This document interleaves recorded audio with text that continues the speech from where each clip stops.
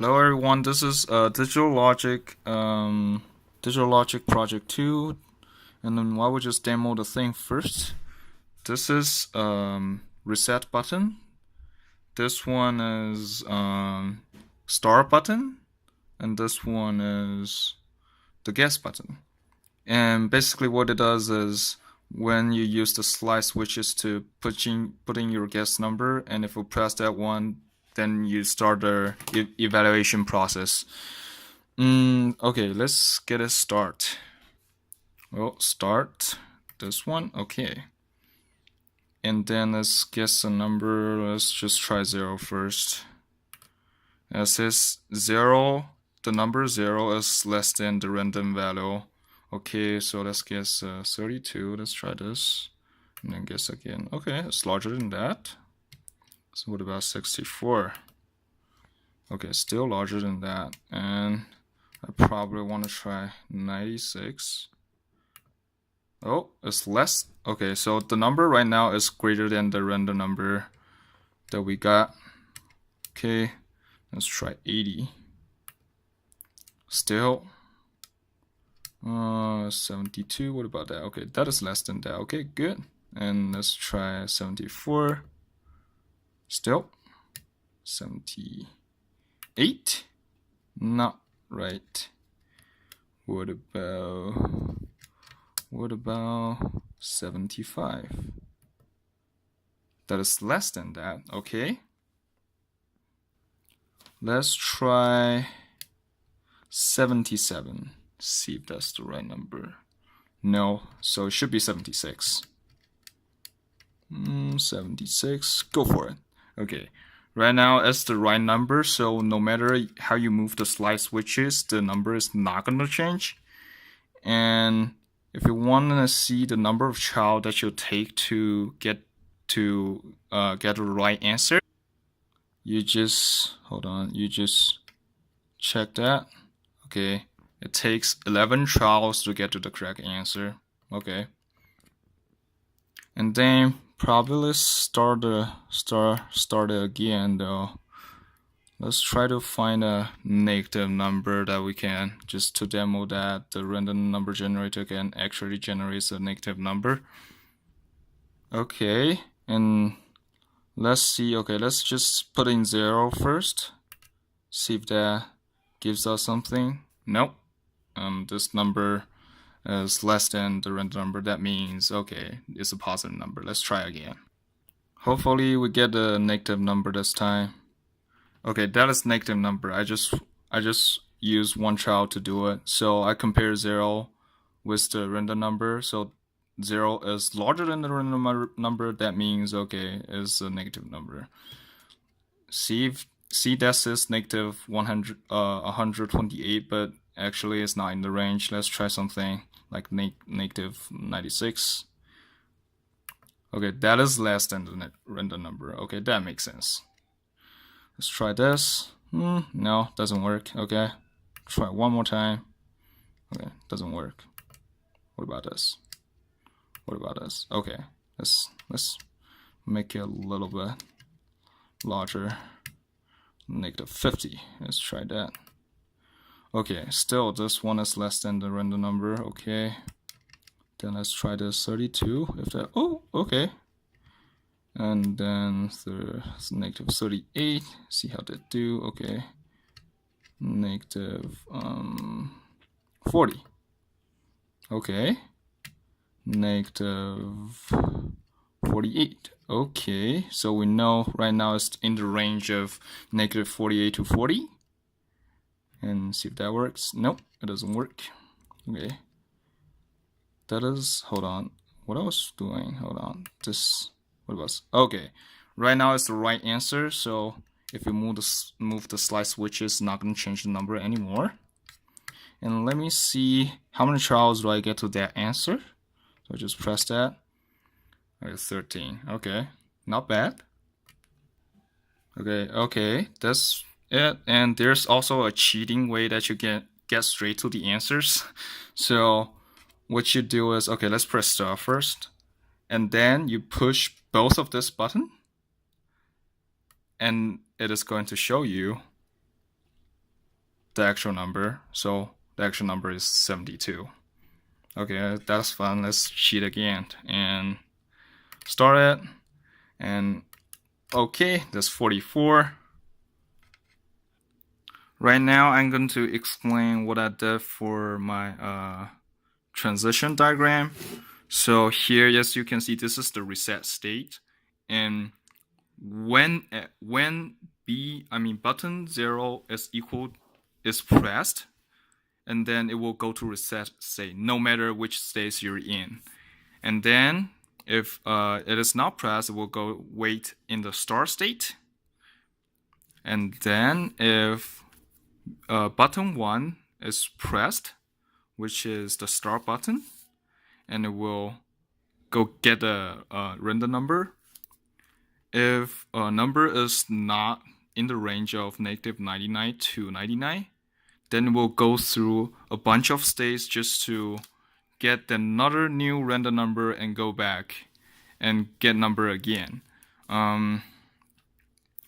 This is pretty much like what Professor Mathis did in his roll a die example.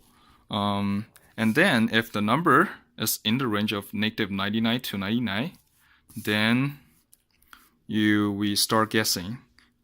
And for guess part, we have 2 buttons, so we need to specify how each of them each of the possibility behave. So if you have button 2 that is pressed and button 1 that is not pressed, then basically what it says here is just if button 2 is pressed, just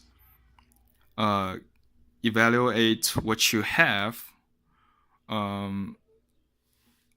Evaluate your guess with the random number. If that is equal, if they are the same, then just jump straight to display. If they are not the same, then you need to guess again. And the button line over here, that's the cheating way. So when you have both buttons being pressed, basically you just go straight to display and display those numbers. And for guess over here, this loop is just saying that if this is not a condition or this is not a button condition, then you just looping in guess state. And that's pretty much it for the program. If you want to get from display back to the reset, then you just hit the reset button, because no matter which state you are, hitting reset button always take you back to reset. And yeah, that's pretty much it. This is the clock module. It's pretty much the same from Professor Mace's roll a die example. Is just pretty much the same. And for the compare part, I was using the comparator 2n positive and negative from our last project, and it works well. And 7-segment display is the same from last project. And yeah, B2BCD is what I create, and basically it follows one of the I think it's homework 11 that we did. I just go through all the steps, and pretty much, and it's also working. So this binary to BCD conversion, you have a sign which you need to tell this module first if you have a negative number, if what kind of number that you're having. Oh, this is only for 8 bits. So the sign is going to output whatever that is positive or negative, and D3 is digit 3, which is hundreds. D2 is tenth. D1 is ones. Binary is just the 8-bit binary number. And so this just define the inputs, output, and register, and the parameter for the for loop that we'll be using. And here it says that always at B if the input B is changing, then you want to do the thing again. And first, you need to set all of them to 0.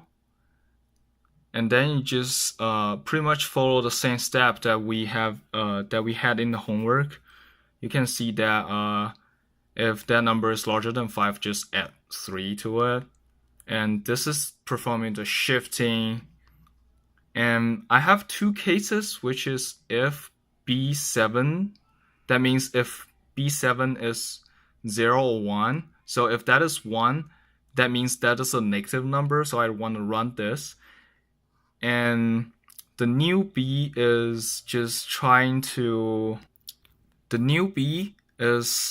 pretty much get rid of the negative sign part, just take its positive part. So here, because we will output a sign that equals 1, which means negative. And the else statement below is saying that if B is 0, which means it's a positive number, then sign should be 0, which means a positive, and just run almost the same steps. Okay, this is the main game program, and it's very tedious and long, and I don't think I can get through this. So I will just show you something. That's the states that I have. I have a bunch of states all the way up to SD, which is the display state. And I have pretty much everything modularized. You can see like variables of 7-segment display block, and I put all them in orders so that I can actually easily check them. And linear shift register block, binary to BCD, 7-segment, comparator. There's a counting block, but actually I did not use a counting block. I just implement in the always block that I use. Yep, and that is pretty much it. And let's see how many resources that I use. I use 400 and something. That is a little bit too much. Well, not a little bit, it's definitely too much. There's a reason for it. Because I'm using too many binary to BCD units and too many 7-segment display blocks. So actually I don't need that much. I just need if I use multiplexer instead to select those input, it will be probably reduced to the resource that I use by 1/4, I will say. So yeah, that is something that I need to improve. For all the sub module that I use in this game project, I always test them before I use it. So I usually just use ModelSyn to write up test bench for it and just go through each cases, see if they behave correctly, and yeah. And the game is the hardest. The game program, I mean the game Verilog file, is the hardest part because I wrote about it's about 120 it's 100 something lines. And I spent a lot of time just correct the mistake that I made. Yeah, it's a very hard process and tedious. For the randomness of the number being generated, I think it's time dependent, because if you hit the reset, it's going to run through that sequence, and we're only using 100 Hz clock, and pretty sure it's going to take a very long time to run completely over that maximum length. And something I want to point out is I'm actually using a linear shift register, the parameter n equal to 41. So it's probably going to take a very long time in order just to run over that huge sequence. So if the number I think is random, but the thing is that if you hit the reset button and then hit the start button just right after it, it will probably just be those number that you always get. So you want to make sure that the time that you hit the start button is random. So that's kind of hard to do. I will say another improvement will be just get the 100 Hz clock to be faster so that it reduces the amount of time to go through that huge sequence. And I think I forgot to talk about my slide switches part. Okay, I will just show you here. So let's just hit start. So basically how my slide switches work is, okay, that is going to be a negative 200 whatever.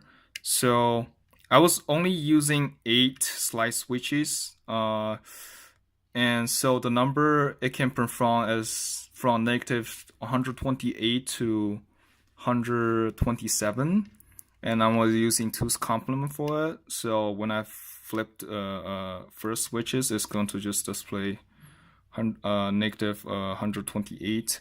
If I put all of them up, then that should be a -1. Yeah, that's pretty much it. Yeah, thank you for watching my project, and yeah, have a great holiday later.